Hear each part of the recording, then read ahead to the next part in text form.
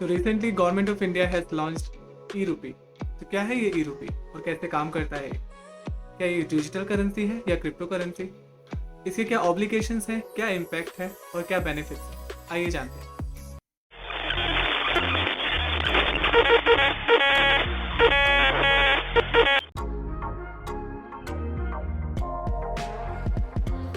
तो hello everyone, I hope you are fine and doing well and welcome back to my channel. तो आज बात करते हैं ई रूपी के बारे में। E rupee is a seamless one time payment और one time e voucher mechanism which allows its user to redeem the voucher at the merchant who is accepting e-rupee without any card, without any digital payment app and without internet banking access. So in a nutshell, ये एक ऐसा mechanism है जिसके through आप किसी भी merchant या किसी भी शॉप से इस वाउचर को रिडीम कर सकते हैं without any card, without any digital payment app such as Google Pay, PhonePe और Paytm, without internet banking access. So who has developed this e-rupee? Well, e-rupee has been developed by a group of organizations or different departments such as NPCI, National Payment Corporation of India, DFS, Department of Finance Services, NHA, which is National Health Authority, Ministry of Health and Family Welfare, and 11 partner banks. ये digital currency है या crypto currency? खैर, digital currency को हम लोग बाद में discuss करते हैं, पहले क्रिप्टो करेंसी के बारे में समझ लेते हैं. क्रिप्टो करेंसी एक डिसेंट्रलाइज करेंसी है जो माइनिंग और ब्लॉकचेन टेक्नोलॉजी के ऊपर काम करता है और इसे कोई भी ओन नहीं करता है. अगर हम बात करें ई रूपी के बारे में, ई रूपी रेगुलेट होगा इधर सेंट्रल गवर्नमेंट और स्टेट गवर्नमेंट और any other organisation. It can be any private organisation as well in the future. So अब क्योंकि ये किसी के थ्रू रेगुलेट हो रहा है, इसे कोई ओन कर रहा है, ये e vouchers will be generated by some organisation, so it is not decentralised at all. अब क्योंकि डिसेंट्रलाइज नहीं है तो ये किसी भी तरीके से क्रिप्टो नहीं है. आइए जानते हैं ये काम कैसे करता है. ये काम कैसे करता है वो समझने से पहले एक छोटा सा कॉन्सेप्ट डिजिटल करेंसी के बारे में समझ लेते हैं. डिजिटल करेंसी भी किसी भी कन्वेंशनल करेंसी की तरह एक्सचेंज ऑफ गुड के मीडियम की तरह यूज किया जा सकता है. It can work as a medium of exchange of goods, but it will be generated digitally. Which technology will be used for it, such as mining or blockchain, it has not been finalized or it has not been revealed by RBI. RBI is still under process to come up with a digital currency concept. E-rupee is different from digital currency. Digital currency को किसी भी commodity, purpose या activity के लिए use किया जा सकता है, जबकि ई रूपी को एक स्पेसिफिक पर्पस और एक्टिविटी के लिए ही यूज़ किया जा सकेगा. E rupee works on the basis of QR scan और an SMS will be sent on your register mobile number. And with that SMS or QR code, you can go to a specified merchant and you can redeem your voucher. इसको और detail में समझते हैं एक example से. अभी जब corona की सेकेंड वेव चल रही थी तो उत्तर प्रदेश गवर्नमेंट ने क्या किया था, जो भी लोग कोरोना पॉजिटिव डायग्नोज हो रहे थे उनके लिए गवर्नमेंट ने फ्री में मेडिसिन प्रोवाइड करी थी. And after 2-3 days, once you have been diagnosed as positive corona positive, there will be 3 follow-up calls. 3 bar call करके आपको पूछा गया था कि आपको गवर्नमेंट के द्वारा दी गई मेडिसिन मिली है या नहीं मिली है. Now you just imagine the turmoil that people were going through because in a single day, people in lakhs were being diagnosed as corona positive. So they were calling each and every person and asking almost 3 times like, have you got the medicines from the government or not? So with the help of this e-rupee, it can be replaced easily. अब इस scenario को replace करते हैं e-rupee के scenario में. अगर ई रूपी कुछ टाइम पहले आ गया होता तो गवर्नमेंट उन लोगों जो लोग कोरोना पॉजिटिव हो रहे थे उनके रजिस्टर्ड मोबाइल नंबर पे, क्योंकि जब आप कोरोना का चेकअप कराने जाते हैं तो आपको अपनी डिटेल्स शेयर करनी पड़ती है.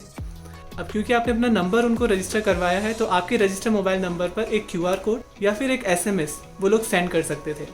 उस SMS या उस QR कोड को लेकर आप अपने मर्चेंट या फार्मेसी के पास जा सकते थे और उसको दिखाकर फ्री में मेडिसिन ले सकते थे. But unfortunately this was not the case. तो इस तरह गवर्नमेंट इजीली सबको मेडिसिन पहुंचा सकती थी और 3 बार फॉलोअप कॉल्स की ज़रूरत नहीं पड़ती, जिससे जो लोग 3 बार कॉल कर रहे थे उनका टाइम भी बच जाता और उनकी एनर्जी भी सेव हो जाती और लोगों तक इजीली मेडिसिन भी पहुंच जाती. इसी तरह सपोज एक ऑर्गेनाइजेशन जो अपने एम्प्लॉय वेलफेयर प्रोग्राम के तहत अपने एम्प्लॉयज़ को कुछ फ़ायदा पहुँचाना चाहती है, वो उन लोगों को कूपन्स देना चाहती है अमेजोन के, उनके लिए अगर वाउचर जनरेट करना चाहती है तो with the help of Amazon they can release certain vouchers to such employees and they can easily redeem the voucher through Amazon or any other merchant who is affiliated with Amazon with the help of QR code and an SMS. So that is how it works. Now यहाँ पे कुछ बातें हैं समझने वाली. तो क्या आपको फ्री में सामान बांटा जा रहा है? ऐसा बिल्कुल नहीं है. नो डाउट जो वाउचर आपके पास आया है QR कोड और SMS के जरिए, उसके लिए आपको कुछ पे नहीं करना है, उसके लिए या तो किसी ऑर्गेनाइजेशन ने या गवर्नमेंट ने ऑलरेडी पे किया हुआ है। क्योंकि कोरोना में जो मेडिसिन उत्तर प्रदेश गवर्नमेंट के थ्रू मुझको मिली, क्योंकि जब मैं डायग्नोस हो गया था कोरोना पॉजिटिव, तो वो ऑल्दो मैंने उसके लिए पे नहीं किया, लेकिन गवर्नमेंट की तरफ से वो पेड था। इसी तरह ई वाउचर सिस्टम में भी किसी ऑर्गेनाइजेशन और एसोसिएशन ने वो ऑलरेडी पे किया होगा मर्चेंट को, लेकिन merchant will not be allowed to take any money from the consumer. तो इस तरह ये काम करती है। आइए जानते हैं इसके इम्पैक्ट के बारे में। After reading certain articles, I found out that it is having certain positive sides. इसका इम्पैक्ट सबसे बड़ा ये होने वाला है कि इसके बीच में कोई भी मिडिल मैन नहीं रहेगा। ज़्यादातर केसों में क्या होता था, जब भी कोई ऑर्गेनाइजेशन या गवर्नमेंट पैसा फंड्स रिलीज़ करती थी तो मिडिल मैन के ज़रिए वो कभी कभी लोगों तक पहुंचता ही नहीं था। अभी क्या होगा, ये ई वाउचर स्पेसिफाइड पर्सन के लिए, स्पेसिफाइड पर्पस के लिए रिलीज़ किया जाएगा।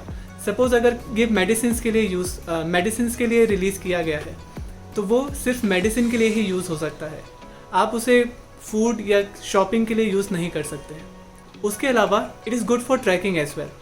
नाउ सपोज़ उसी कोरोना क्राइसिस में अगर जो मेरे पास फॉलोअप कॉल्स आए, अगर मैं उनको बोल देता कि मुझे गवर्नमेंट से मेडिसिन नहीं मिली, जिससे कि एक लूप होल क्रिएट हो जाता उनके ही सिस्टम में। लेकिन अभी ऐसा नहीं होगा। जो भी ई वाउचर रिलीज़ होगा और जिसके लिए वो रिलीज़ होगा, अगर वो उसको रिडीम करता है तो it will be easily trackable whether the person have used that e-voucher or not. Moreover, it will also increase the interdependency between the merchants. Suppose if any organization want to work for employee welfare program, they can easily work with certain other organization. It will enhance their interdependencies, and in return they can provide certain other services to different merchant or different organization. So in a nutshell, it will have good tracking mechanism, it will be anti-corruption, and it will also enhance the interdependencies among merchants. तो अब बात करते हैं इसके obligations के बारे में। Although इसके ज़्यादा obligations नहीं है, you just have to ensure that the merchant is operating or accepting e-rupee. Similarly, you have to ensure that you are having same mobile number which is registered in the specified program, which is under any welfare program of government or your organization. Now in certain scenarios, certain people are not having a smartphone. So in that case, a SMS will be going to them. But you have to make sure that at least the person for which e-voucher is being released is having a mobile phone and the same number is registered with the organization or government. So the only obligations are, merchant need to be registered and accepting e-rupee, and the person or the consumer has to ensure that it is having correct number which is registered in any program or they are in the network coverage area. आइए बात करते हैं इसके benefits के बारे में।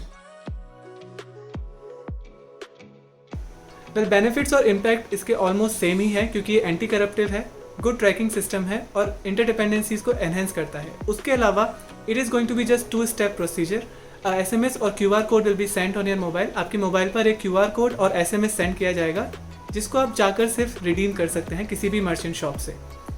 Similarly for merchant is as well, they just have to register into the programme through which organisation is providing the vouchers, whether it is a government और organisation. For now it is अभी के लिए ये सिर्फ government, Indian government के द्वारा use किया जाना है for welfare programmes, but in the future there are chances that private organisation such as Reliance और Tata will also be using इट। तो ये था ओवरऑल समरी ई-रूपी के बारे में। आई होप आपको ये वीडियो पसंद आई होगी और आपकी क्या राय है ई-रूपी को लेकर, कमेंट बॉक्स में ज़रूर बताइएगा। All the information that I have shared in this video has directly been taken from NPCI web page. I'll provide the link in the description box below. If you want to check detailed benefits for consumer, health sector and for corporates, it is provided on that web page in detail. You can read that easily. So I hope you like this video. Please do share with your friends. And if you are new to this channel, don't forget to subscribe. So I see you in the next video.